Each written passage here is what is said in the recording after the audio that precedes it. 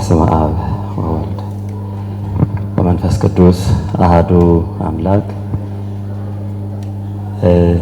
የተከበሩ ታላቁ አባታችን ፕሮፌሰር ቆሞስ ዶክተር አባ ኃይለ ገብርኤል የቅድስት ሥላሴ ዩኒቨርሲቲ የአካዳሚክ ምክትል ፕሬዝዳንት፣ የተከበሩ የዛሬው ትልቅ ሙሽራ የዚህ በዓል ባለቤት ወንድማችን መምህራችን መጋቤ ሐዲስ ዶክተር ሮዳስ ታደሰ፣ ያው ለፕሮቶኮል ነው ሁለተኛ ያደረኩት፣ ዋናው ባለቤት እርስዎ ነዎት፣ ግን ዘያቢ ስለሚል እንግዲህ አባታችንን አስቀድሜያለሁ።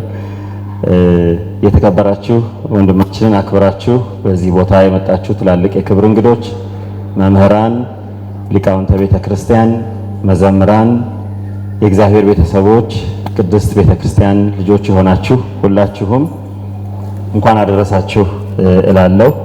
ይሄን መርሃ ግብር በዚህ ቦታ እንዲዘጋጅ የፈቀዱ የይሁዳ አቢሲኒያ ባለንብረት ባለቤቶች በእውነት ድንቅ የሆነ አዳራሽ ሰርተው እንድንሰበሰብ ስላደረጉንም በጣም ልባዊ ምስጋና።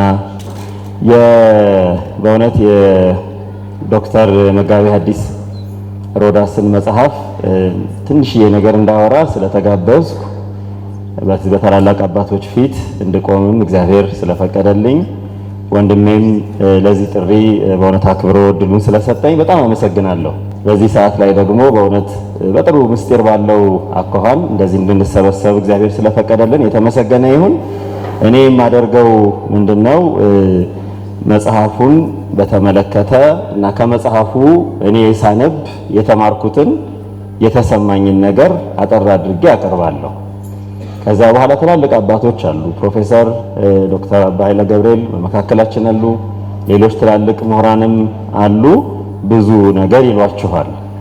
የዛሬ የምንመርቀው መጽሐፍ ርዕስ መልክዓ ስዕል የሚል መጽሐፍ ነው።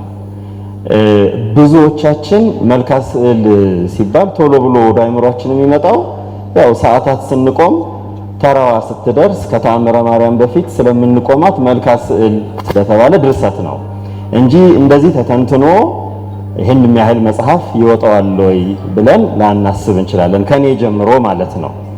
ይሄ መጽሐፍ ያው የተደረሰውና ለህትመት የበቃው በያዝነው በ2018 ዓመተ ምህረት የካቲት 13 ቀን ነው። መጽሐፉ ራሱ እንደሚነግረን የተጻፈበት ቋንቋ በጉልህ የምታነቧቸው ግዕዝና አማርኛ ናቸው። ውስጡ ግን ግሪክም ዕብራይስጥም ላቲንም አለ፣ አለፍ አለፍ ብሎ እንግሊዝኛም አለና መልቲሊንጓል ባለብዙ ልሳን መጽሐፍ ነው። ግን ስታነቡ የምታገኙት በጎላው በግዕዝና በአማርኛ ታትሞ ለህትመት የበቃ መጽሐፍ ነው። አዘጋጁ ለዚህ የትርጓሜውን አዘጋጅ መጋቤ ሐዲስ ዶክተር ሮዳስ ታደሰ ናቸው። በአጠቃላይ 294 ገጾች የያዘ ቢብሊዮግራፊውንም ሌሎች ማስታወሻዎችን ጨምሮ 294 ገጾችን የያዘ ነው። የተተረጎመው በዚህ መጽሐፍ ቅጽ የተቀመጠውን ግን ለብቻ ብትቆጥሩት 5 ገጽ ተኩል ብቻ ነው የሚሆነው። ስለዚህ 5 ገጽ የኢትዮጵያ ሊቃውንት የኢትዮጵያ ምሁራን 5 ገጽን 294 አድርገው እንደሚያባዙ መረዳት ትችላላችሁ። ትርጓሜ ማለት ትንሹን በጣም አብዝቶ የረቀቀውን አጉልቶ የተደበቀውን አውጥቶ የተሰወረውን በሚገባ አብራርቶ መግለጽ ማለት ነውና 5 ገጽ 294 ገጽ ማድረግ ማለት ነው። ትርጓሜ ማለት በራሱ ያን የምናይበት ሂደት ነው እና ለዛሬ እንግዲህ 100 ስዕሎችን የእመቤታችንና ከእመቤታችን ስዕል ጋር ተያያዥነት ያላቸው 100 ባለቀለም ስዕሎችን በሆነ በጣም ውድ መጽሐፍ ነው። እንደ ዋጋው አይደለም። እንዲህ አይነት መጽሐፍ በቀለም ሲታተም በጣም ብዙ ነው የሚያወጣው። ግን ያው በጣም በርካሽ ዋጋ ነው ለኛ የቀረበልን። 100 የሚሆኑ በስነ ስርዓት የተቆጠሩ በቅዱሳት ስዕላት ምናልባት አይታችሁ የማጠግቧቸው ቅዱሳት ስዕላትን በውስጡ የያዘ መጽሐፍ ነው። በአከፋፈል ደረጃ መግቢያና 2 ምዕራፎችን የያዘ መጽሐፍ ነው። 2 ምዕራፍ ስላችሁ ግን አንዱ ምዕራፍ 250 ገጽ የያዘ ምዕራፍ ነው። አንዱ 2 ምዕራፍ ሲባል እንስ ያሉ እንዳይመስለን። በመጀመሪያ እንደምታዩት በባለቀለም ሽፋን የእመቤታችንን ስዕል ከፊት ለፊት በማድረግ የታተመ መጽሐፍ ነው። በመግቢያው ላይ ስለ መጽሐፉ መልካ ስዕል ስለተባለው መጽሐፍ ያብራራል። አንደኛ መጽሐፉ ጥንታዊ ድርሰት ቢያንስ 600 ዓመት የቆየ ድርሰት መሆኑ፣ ከዚያም ባሻገር በዚህ መጽሐፍ ዙሪያ አንዳንድ ሰዎች ከተናገሯቸው የሚጠቀሱ ነገሮችን ሊጠቀስ የሚችሉ የምሁራን ጽሑፎችን ጠቅሷል። በዚህ መግቢያ ላይ አስተዋውቋል። የመልካ ስዕል አደራረስ፣ ስለ ደራሲው፣ ስለ መልካ ስዕል ይዘትና አጠቃላይ መልካ ስዕል የምንለው ነገር ምንድነው የሚለውን በመግቢያው ላይ አስተዋውቆናል። ለየት ባለ መንገድም ደግሞ በየቀኑ የምንጸልያቸው መልካ ማርያም፣ መልካ ኢየሱስ የምንላቸው ዶክተር ሮዳስ ቀደም ሲል እነዚህንም ተንትኖ ያቀረባቸው መልክ የምንለው ድርሰት ምንድነው፣ መልክ መድረስስ ምንድነው፣ ቴዎሎጂካል ወይም ሃይማኖታዊና ቀኖናዊ ስርዓቱ ታሪካዊ አመጣጡ ምንድነው የሚለውንም በመግቢያው ላይ በመጠኑ አቅርቦልናል። ከዛ በመቀጠል ምዕራፍ 1 ላይ የቀረበው ስለ ቅዱሳት ስዕላት ነው።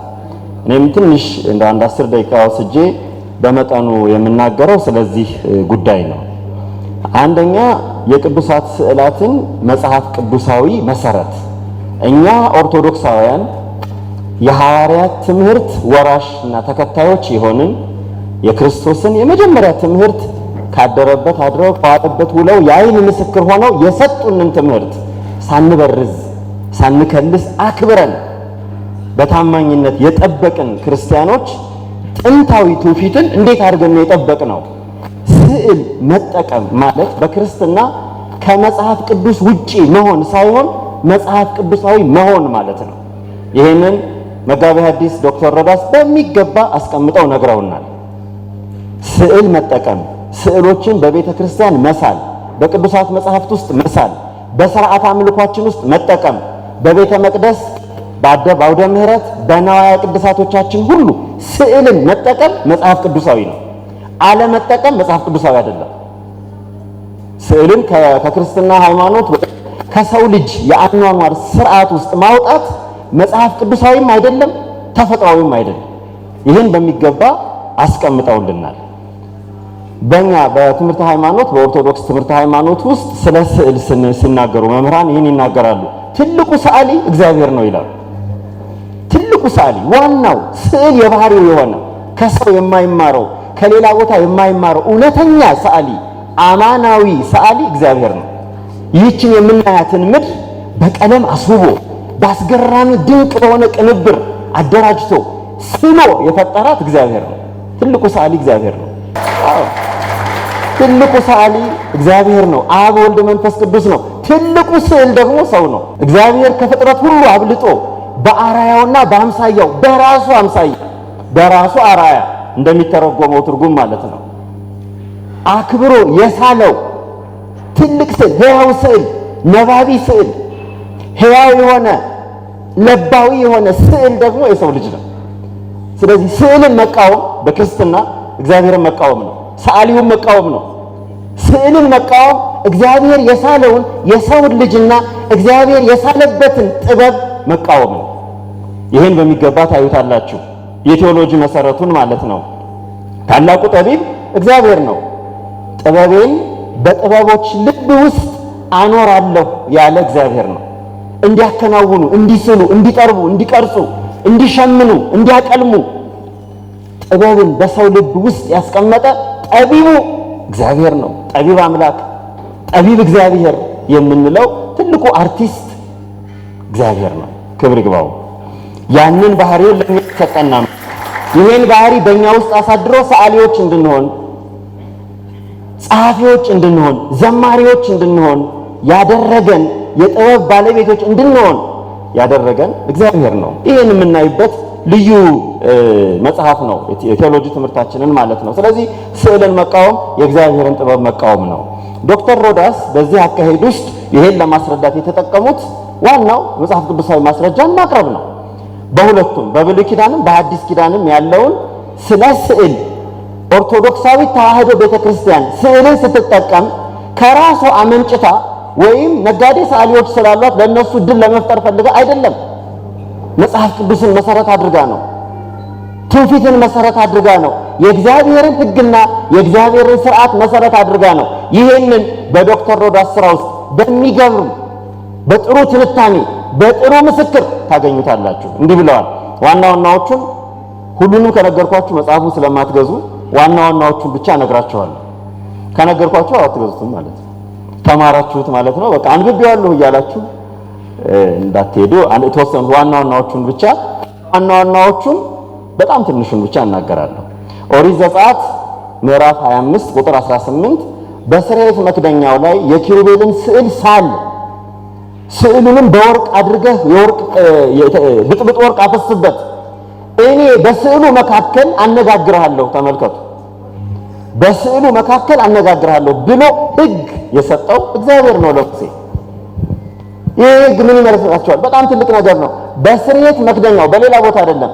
የስርየት መክደኛ በሜርሲ ቴብል የሚባለው የሰው ልጅ ኃጢአት የሚሰረይበት የደሙ መስዋዕት የመጨረሻው በዓመት አንድ ጊዜ የሚደረገው ሊቀ ካህናቱ ደሙን የሚረጭበት የበጉን ደም ወስዶ የሚረጭበት በቤተ መቅደስ የእግዚአብሔርን ስም የሚጠራበት የእስራኤል አምላክ ሆይ የሕዝብህን ኃጢአት ይቅር በል ብሎ ድምፅ አሰምቶ ስርየትን የሚጠይቅበት መክደኛ የስርየት መክደኛው ላይ ስዕል ሳልበት ነው ያለው።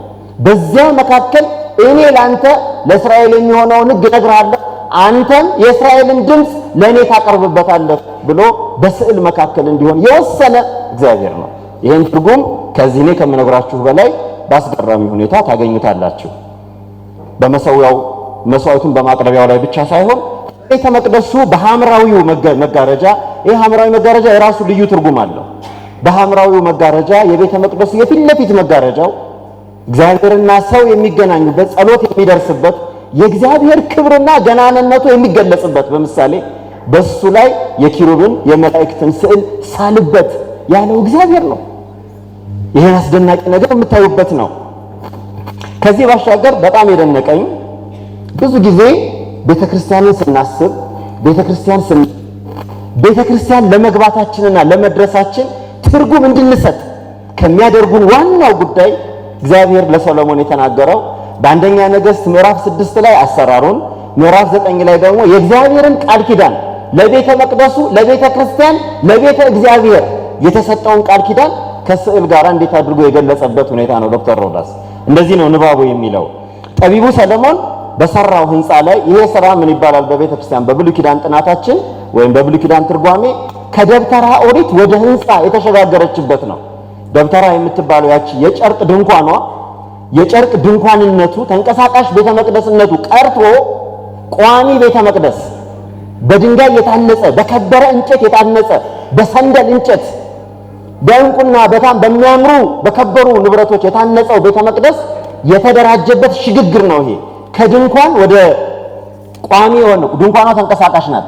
ከተንቀሳቃሽነት ወደ ቋሚ፣ ከድንኳን ከጨርቅ ወደ የሚያምሩ ድንጋዮች የሳባ ንግስት ሳትቀር ኢትዮጵያዋ ንግስት ሳትቀር የሚገርሙ እንጨቶችን ለሰሎሞን ቤተ መቅደስ የወሰደችበት የሰንደል እንጨቶች የተባሉትን ያ ሽግግር የታየበት ነውና እዚህ ላይ ሶሎሞን በቤተ መቅደሱ በመቃኖቹ ዙሪያ ሁሉ አሁን በቤተ መቅደስ ምህዋረ ሰሎሞን እንለዋለን። ያንን ይዘን በቤተ ክርስቲያን አሰራር ስዕል ትልቁ የክርስቶስ ስዕል የሥላሴ ስዕል የሚሰራበት ከአርማስቆሱ በታች ያለውን ምህዋረ ሰሎሞን እንለዋለን። በዚያ ሰሎሞን በጣም ባስደናቂ ሁኔታ የመላእክትን ስዕል ሳለ፣ ሐረጎችን ሳለ፣ የፈነዱ አበቦችን ሳለ፣ አሳመረው ቤተ መቅደሱን። አንዳንዶቹ አሁን ለምሳሌ ስለ ሁለቱ መላእክት ሲናገር ቁመታቸው 20 ክንድ የሆነ ክንፎቻቸው 15 ክንድ የሆኑ እርስ በርሳቸው የተቆላለፈ የመላእክትን ስዕል ሳልበት ያለውን ይዞ ስዕልን ስሏል። አሁን ይሄ ሁሉ ታሪክ ነው። ዋናው ነገር አንድ ጉዳይ ነው። እግዚአብሔር ሰሎሞን የሰራውን ላይ ወደ ምድር መጣ። ሰሎሞን የሰራውን ነገር አየ እግዚአብሔር። ንባቡ እንደዚህ ነው የሚለው አንደኛ ነገሥት ምዕራፍ 6 እስካሁን የተረኩላችሁ ነው። ምዕራፍ 9 ቁጥር 1 ላይ ራሱ እንግዲህ ዶክተር ሮዳስ ያስቀመጠበትንና የትርጓሜ እንግዲህ አንድምታ ማለት አሁን ዝም ብለን ስናነበው እንኖራለን። ትርጓሜ ማለት የዚህን ምስጢር አውጥቶ ማሳየት ማለት ነው። ምንድነው የተደረገው የሚለውን ማሳየት ማለት ነው። እግዚአብሔር ሰሎሞን ወደ ሰራው ቤተ መቅደስ መጣ። እግዚአብሔር ሁሉንም አየ ቤተ መቅደሱን፣ ከሱ የሚሰወር ነገር የለም። ምን አለው እግዚአብሔር? እቺን ነገር ስሙኝ።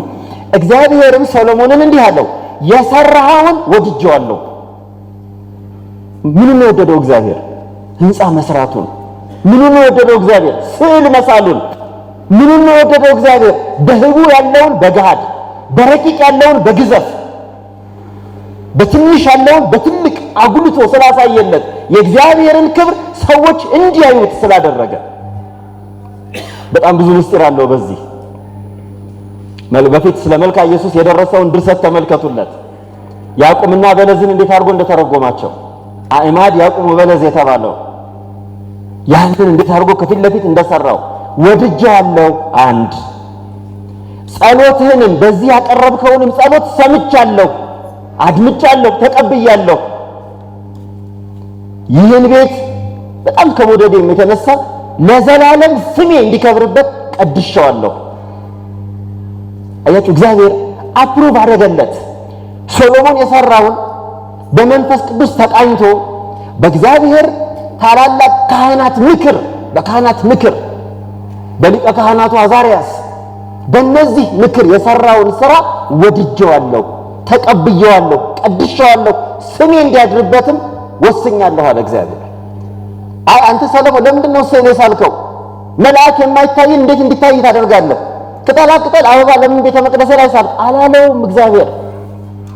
ይሄ መጽሐፍ ቅዱስን አለመረዳት፣ የእግዚአብሔርን ፈቃድ አለመረዳት፣ አለማወቅ፣ ካወቁም ደግሞ አልቀበልም ብሎ ማመጽ ነው። ይሄ በእግዚአብሔር ቃል ላይ ማመጽ ነው። የእግዚአብሔርን ቃል አለማክበር ነው። ትርጓሜውን ምስጢሩን አለማወቅ ነው። ስዕል አያስፈልግም ማለት እግዚአብሔር የወደደውን እግዚአብሔር ከወደደው በላይ እኔ ምን ላደርግ እችላለሁ? እግዚአብሔር የቀደሰውን እግዚአብሔር የባረከውን ስሜ ይደርበት ብሎ ቃል ኪዳን የሰጠውን ይህን ነው እኮ ሰዎች የሚቃወሙት። ከዛ በአዲስ ኪዳን እንዳይሉ ደግሞ በአዲስ ኪዳን ጌታችን ምንድን ነው ያለው? ቤተ ጸሎት ትሰመይ። በአዲስ ኪዳን እኮ ያንን ቤተ መቅደስ እግዚአብሔር አልፈልገውም አላለም። ገብቶ እንደውም የወንበዴዎች ዋሻ አደረጋችሁት ብሎ ክፉ የሰሩትን ገርፎ አባሮ በጎ ነገር እንዲሰራበት ነው ያደረገው። አልተወውም። ያን ቤተ መቅደስ እግዚአብሔር አልተወውም፣ አልቀየረውም። ይሄን በሚገባ የምታዩት ነው። እና በጣም መጨረሻው ላይ መደምደሚያው ላይ ዶክተር የጻፉልን ከመጽሐፉ በቀጥታ የወሰዱት ይችን ቃል ስሟት። ዓይኔም ልቤም በዘመን ሁሉ በዚህ ይኖራል። አያችሁ፣ እግዚአብሔር ነው ይሄን ያለው። ዓይኔም ልቤም ፈቃዴም ስራውን ተግባሩን ስርዓት አምልኮም በዚህ ይኖራል አለ። ይህን ምስጢር የምናይበት ነው። ሶስተኛው ሕዝቅኤልን በመጥቀስ የተናገረው ነው። ኢየሩሳሌም ስዕል ሳልባት፣ የኢየሩሳሌምን ከተማ ስዕል አርግባት ብሎ ያስቀመጠው ነው። እንግዲህ እነዚህን ቅደም ተከተሎች ተመልከቷቸው። መጀመሪያ ላይ የተናገርኩት ስዕልን መቀበል፣ ስዕልን በቤተ መቅደስ እንዲሰራ እግዚአብሔር የፈቀደውን ነገር መቀበል፣ ሰምታችሁኛል አይደል? መቀበል መጽሐፍ ቅዱሳዊ ነው። አለመቀበል ስዕላትን እንደውም ጭራሽ ስዕል ያመልካሉ እያሉ ኦርቶዶክሳውያን ስዕል እንዲያደርጋሉ እያሉ መናገር መጽሐፍ ቅዱስን አለመቀበል ነው።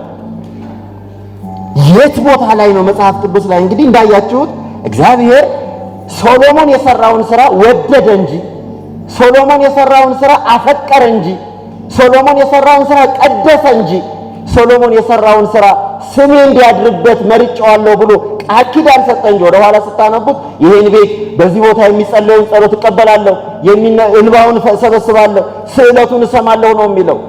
ስዕል ለምን ሳልክ ብሎ ሕግን የሰራ እግዚአብሔር ኢታምልክ ባዕድ አምላክ ዘእንበሌ ብሎ የተናገረ አምላክ ስዕል ለምን ሳልክ ብሎ ሰሎሞንን አልወቀሰም። ሰሎሞንን ስዕል ለምን ሳልክ አንተ በዚህ ስዕል በሳልክበት ቦታ እኔ አላድርም አላለም እግዚአብሔር። የመላእክቱን ስዕል፣ የዘንባባ ስዕል፣ የአበባ ስዕል በሳልክበት ቦታ እኔ አለማድርበታለሁ። እንግዲህ ዘላለም ካልገባን አልገባንም። የሰው ስም አይደለም ዘላለም፣ የጊዜ ቀመር ነው። በዘላለም አድርበታለሁ ነው ያለው እግዚአብሔር። ስለዚህ መጽሐፍ ቅዱሳዊ ነው የምንለው ይሄንን ነው። በጣም የገረመኝ እኔ እንግዲህ አጠገቤ ፕሮፌሰር አሉ። በእሳቸው ትእዛዝም በእግዚአብሔርም ፈቃድ ቅድስት ሥላሴ ከማስተምራቸው ትምህርቶች አንዱ የስዕል ቴዎሎጂ ነው። 3 ትምህርት መቼም አንዳንድ ጊዜ እግዚአብሔር ሲያደላችሁ ከሩቅም ከተለያየ ቦታ የቀሰሟቸውን ትምህርቶች ቅድስት ሥላሴ ካሪከለም በመቅረጽ ሂደት ውስጥ ፕሮፌሰር ትልቅ አስተዋጽኦና ሚና ተጫውተዋልና በዚያ ውስጥ ከሰሩልን ስራ አንዱ በስዕል ኦርቶዶክሳውያን የሚያስተምሯቸውን ትምህርቶች በሙሉ የኢትዮጵያ ኦርቶዶክስ ተማሪዎች እንዲማሩት ማድረጋቸው ነውና the theology of the art and heritage iconography and iconology የሚባሉ 3 ትምህርቶችን በቅድስት ሥላሴ ተቀርጸው ተማሪዎች ይማራሉ እና አንዱ የታዘዝኩት እኔ ነኝ። እንግዲህ ለዚህ ትልቅ አክብሮት አለኝ። ፕሮፌሰርን አመሰግናለሁ። በዚህ አጋጣሚ በደንብ አመስግኑልኝ እና ያንን ከዚያ ትምህርት ውስጥ ብዙ ጊዜ ማልጠቅሰውን በሐዲስ ኪዳን የምንጠቅሳቸው ሌሎች ጉዳዮች ነው። ዶክተር ሮዳስ አዲስ ነገር አሁን ለኔ አስተምረውኛል። በዚህ መጽሐፍ ውስጥ 2 ጥቅሶች ናቸው። ላንብብላችሁ ጥቅሶቹን። አንደኛው የሐዋርያት ሥራ ምዕራፍ 5 ቁጥር 15 ላይ ቅዱስ ጴጥሮስ ወደ ቤተ መቅደስ ሲገባ ሰዎች ቅዱስ ጴጥሮስን ለመንካት ሳይሆን የሚፈልጉት ጥላው እንዲያርፍባቸው ነው የሚፈልጉት። ሰምታችሁ? የቅዱስ ጴጥሮስ ጥላ። አሁን እኒህ ሊቅ ሰውዬ፣ እኒህ ሊቅ ምሁር፣ እኒህ ሊቅ መጋቤ ሐዲስ ዶክተር ጥላውን ስዕል ነው አሉት። ተስማምታችኋል ሊቃውንት?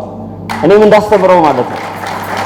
የቅዱስ ጴጥሮስ ጥላ ማለት ስዕል ማለት ነው። በኦርቶዶክስ ቴዎሎጂ ስዕል የሚቆጠረው አዘ ሬሊክ ኦፍ ሴንትስ ነው። የቅዱሳን አጽመ ቅዱሳን ሆኖ ነው የሚቆጠረው ስዕል። ልክ እንደ ልብሳቸው እንደ መጽሐፋቸው። አሁን የተክለ ሃይማኖት ቤተክርስቲያን ባለበት የተክልዬ ስዕል አለ።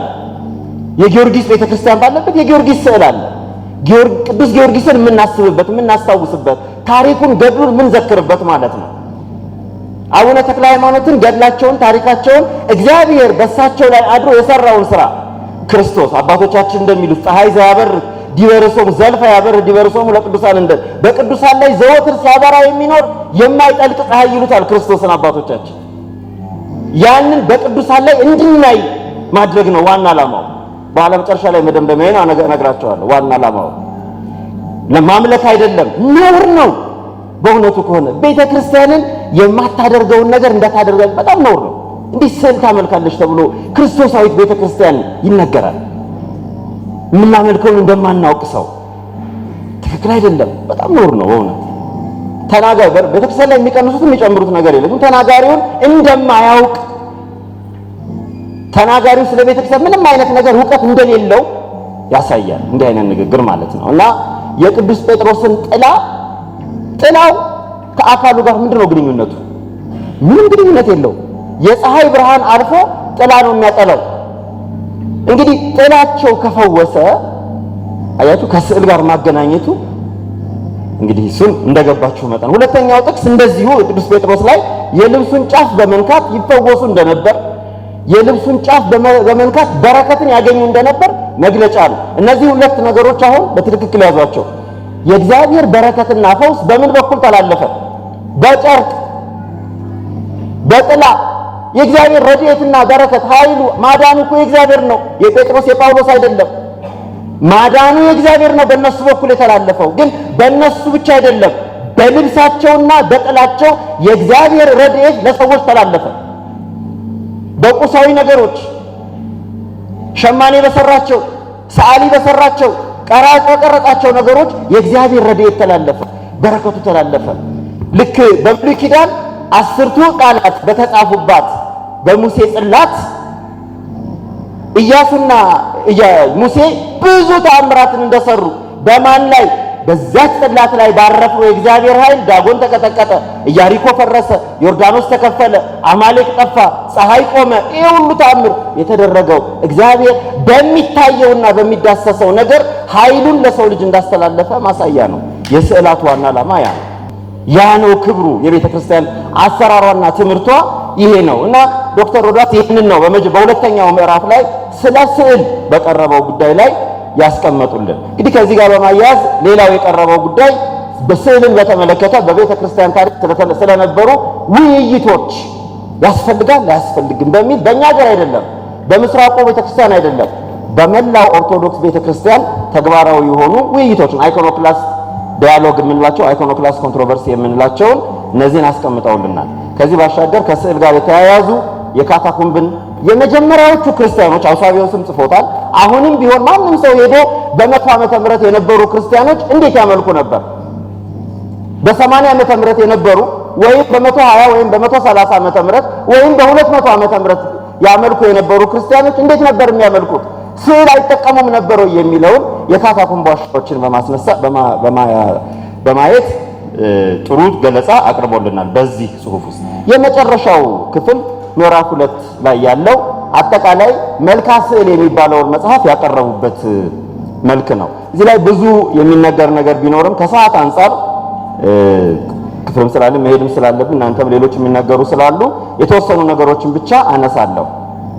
መልክዓ ስዕል ካቴጎሪ በቴዎሎጂ ውስጥ ካቴጎራይዝ አድርገን በተግባራዊ ትምህርተ መለኮት በምንለው ውስጥ መልክዓ ስዕል ለስዕላት የሚሰጥ ክብር ቬኔሬሽን ኦፍ ዲ አርት የምንለው ካቴጎሪ ውስጥ የሚቀመጥ ነው።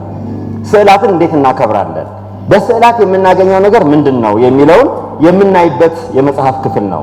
በዚህ ውስጥ አቅራቢው መጋቢ ሐዲስ ዶክተር ሮዳስ ስዕላዊ በሆነ መንገድ ታሪክን፣ ቋንቋን፣ ትምህርተ ሃይማኖትን፣ ቀኖናን እነዚህን አንድ ላይ በማድረግ በሚገርም አቀራረብ አቅርበውልናል። ይሄ መልክዓ ስዕል በቤተ ክርስቲያን ራሱን የቻለ ድርሰት ሆኖ የሰዓታት ክፍል የሆነው በአፄ ዘርዓ ያዕቆብ ዘመን ነው። ይሄ ውሳኔ አለ። አቀራረቡ ስርዓት አምልኮአዊ እንዲሆን ማለት ነው። 24 ሲቀርቡ ያው የምታውቁት ነው። በሐሌታ ነው የሚጀምረው። በሶስት ሐሌታ ይጀምራል። ከዛ በኋላ ከማይጠንት ጋር በልዩ ሁኔታ ነው የሚቀርበው አምልኮ ሲፈጸምበት ማለት ነው። 24 ሰላምታዎች አሉት። 24 እያንዳንዳቸው 120 እንዲሆኑ አድርጎ የደረሰው ደራሲው በምክንያት ነው።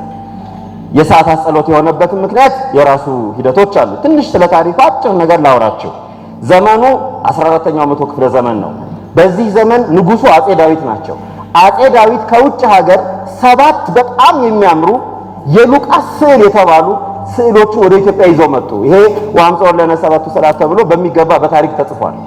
ስዕሎቹን አመጡ አፄ ዳዊት ያመጧቸው ስዕሎች ኢትዮጵያ ውስጥ ደግሞ ስም አወጡላቸው ኢትዮጵያውያን። ስርጉት፣ ወይኑት፣ ሰማዕት፣ ግብፃዊት፣ መንክር ኃይላ። አሁን የዋሸራዋ ማርያም መንክር ኃይላ የተባለችው በስዕሏ ነው። ስዕሏ ነች መንክር ኃይላ።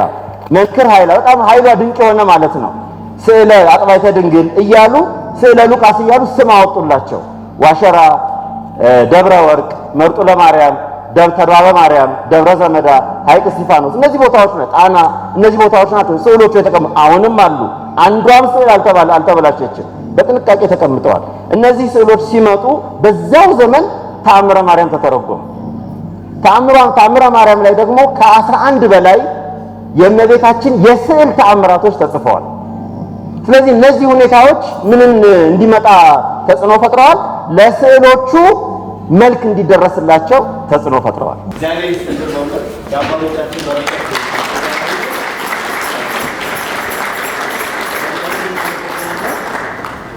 እኔም አመሰግናለሁ ስለተባለ